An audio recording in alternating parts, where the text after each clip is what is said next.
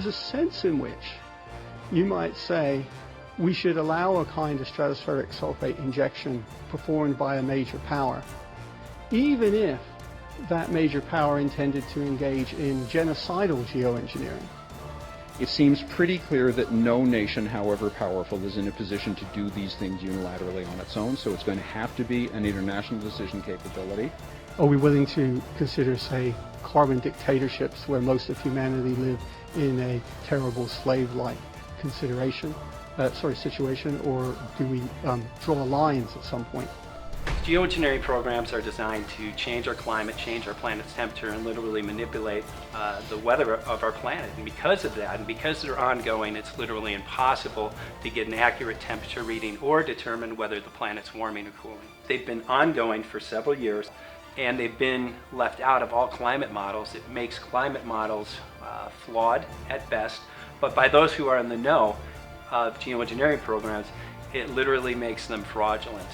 The problem being global suggests that the solution has to be global as well.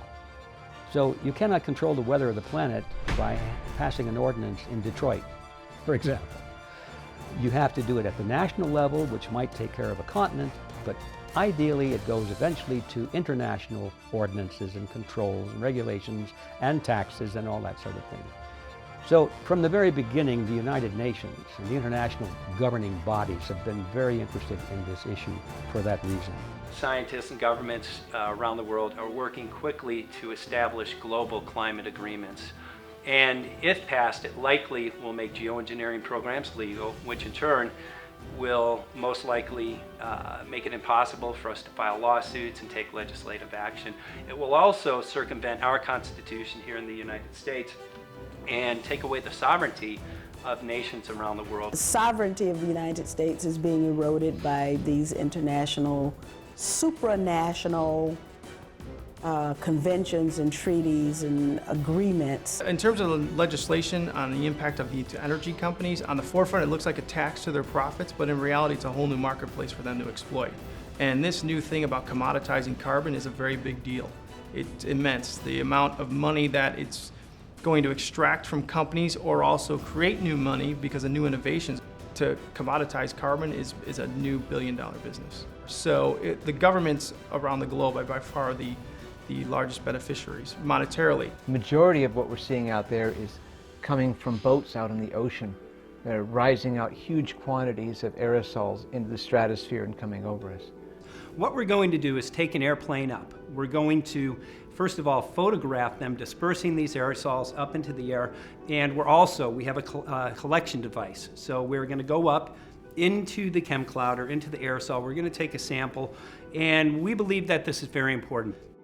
Our elected officials and scientific community are using the contrail argument as their plausible deniability. They're saying that what we're seeing in the skies are simply condensation trails.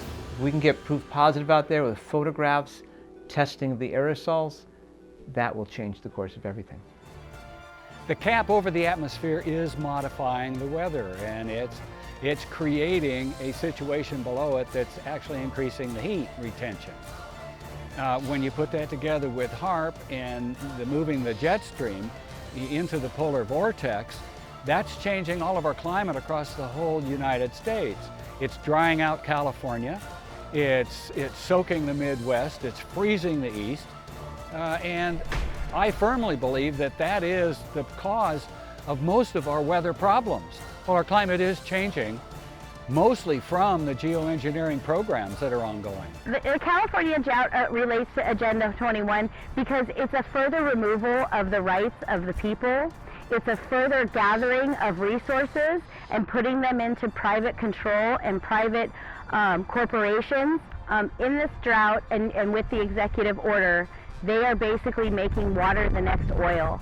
And what will happen is that the downside of that is that the ratepayers, the people who use water, are going to get an incredible increase in their water rates. We demand that all geoengineering programs are stopped, that all climate mandates are rescinded.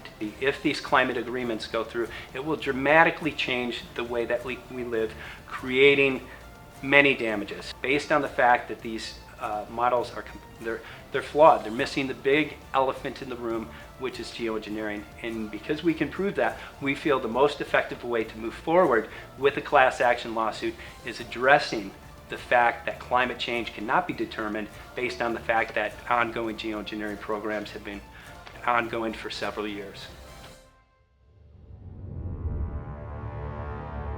Our drought and the floods and all the rest of the problems are engineered.